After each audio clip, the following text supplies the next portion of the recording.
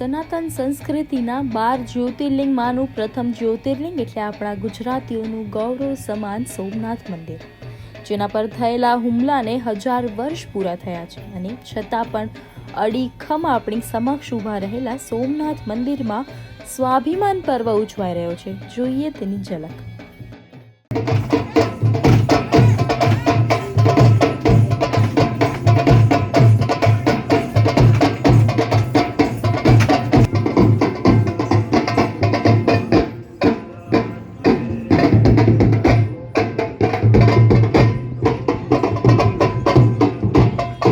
સોમનાથમાં શૌર્ય યાત્રાના રૂટ ઉપર એક ભારત શ્રેષ્ઠ ભારતના ચરિતાર્થ કરતા સાંસ્કૃતિક કાર્યક્રમોની રમઝટ બોલાવવામાં આવી રહી છે. સોમનાથ સ્વાભિમાન પર્વમાં એક ભારત શ્રેષ્ઠ ભારતની વિભાવના ચરિતાર્થ કરતા શંખ સર્કલ પાસેથી લઈને હમીરજી સર્કલ સુધી શૌર્ય યાત્રાના રૂટ પર 20 જેટલા સ્ટેજ પર કર્ણાટક, પશ્ચિમ બંગાળ વગેરે રાજ્યોની કૃતિ રજૂ થઈ રહી છે. વડાપ્રધાન નરેન્દ્ર મોદીના આગમન પૂર્વે શૌર્ય યાત્રાના રૂટ ઉપર યક્ષગાન, કુચીપુડી નૃત્ય, મણિયારો રાસ, ભરતનાટ્યમ સહિત વિવિધતામાં એકતા દર્શાવતા રાજ્યભરના કલાકારો એક સાથે પોતાની સંસ્કૃતિની ઝલક રજૂ કરી રહ્યા છે. અલગ અલગ સાંસ્કૃતિક કાર્યક્રમને નિહાળવા અનેક શ્રદ્ધાળુઓ અને નાગરિકો પણ ઉમટી પડ્યા છે.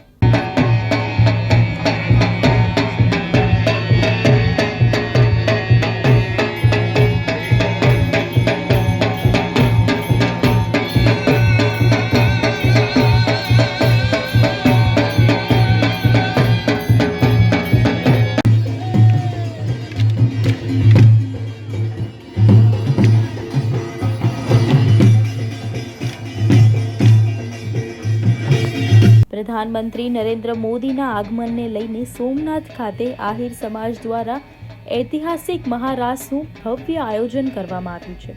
સોમનાથ મંદિર પરિસરમાં આહિર સમાજની બહેનો દ્વારા મહારાસની રિહર્સલ્સ ચાલી રહી છે, જેમાં સમાજની નાની દીકરીઓથી લઈને વયોવૃદ્ધ બહેનો સુધી સૌમાં અનોખો ઉત્સાહ અને આનંદ જોવા મળી રહ્યો છે. અને આજે સોમનાથના સાનિધ્યમાં મહારાસ ઉજવાય છે. નરેન્દ્રભાઈ મોદી આવે છે અને આ સોમનાથ 1000 વર્ષ પહેલાં ખંડિત થયેલ હતું અને આજે અને એની સ્થાપના કરવામાં આવી હતી.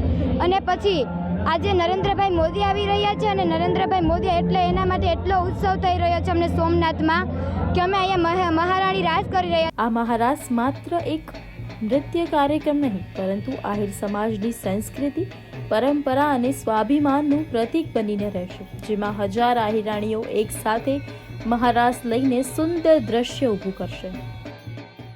સૌ ધર્મપ્રેમી જનતાને મારા જય સોમનાથના સાનિધ્યમાંથી. અને મોદી સાહેબનું આગમન આજે સાંજે થઈ જવાનું છે અહીંયા, અને એક આખું ધાર્મિક ઉત્સવ ઉજવવા આપણે જઈ રહ્યા છે. 1000 વર્ષની ઇતિહાસની ગાથા આપણે ગાવા જઈ રહ્યા છે. આવનારી પેઢીને એક સંદેશો આપવા માટે, આવનારી પેઢી આપણા ઇતિહાસને યાદ રાખે એના માટે એક મોદી સાહેબનું જે વિઝન છે અને મારો દેશ 2047માં મહાસત્તાના સ્વરૂપમાં વિકસિત ભારત તરીકે એનું સપનું સાકાર કરવા માટે આપણે સૌ કોઈ એમાં સહભાગી બનવું જોઈએ.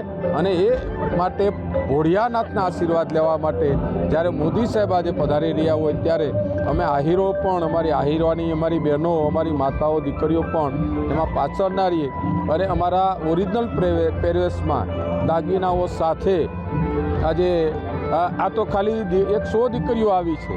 આવતીકાલે 1000 દીકરીઓ અહીંયા મોદી સાહેબનું સ્વાગત કરવા માટે અને દાદાને આરાધના કરવા માટે, જેમ દ્વારકાધીશના મંદિરમાં 2 વર્ષ પહેલાં 52,000 આહિરાણીઓએ ભગવાન દ્વારકાધીશને જે આરાધના કરી હતી વિશ્વ શાંતિ માટે, વિશ્વના કલ્યાણ માટે, એવી જ રીતે આહિરાણીઓ પણ આવતીકાલે અહીંયા સોમનાથ ભગવાનના સાનિધ્યમાં ભગવાન ભોળિયાનાથને પણ આરાધના કરશે વિશ્વ શાંતિ માટે. આહિર સમાજ દ્વારા યોજાતો આ ઐતિહાસિક મહારાસ માત્ર સોમનાથ માટે નહીં, પરંતુ સમગ્ર ગુજરાત માટે ગૌરવનો વિષય બનશે અને લોક સંસ્કૃતિને નવી ઓળખ પણ આપશે. સોમનાથમાં ઉજવાઈ રહેલા સ્વાભિમાન પર્વ વિશેની પડે પડની માહિતી માટે જોડાયેલા રહો મુંબઈ સમાચાર સાથે અને અમારી ચેનલને લાઇક, શેર અને સબસ્ક્રાઇબ કરવાનું ભૂલશો નહીં.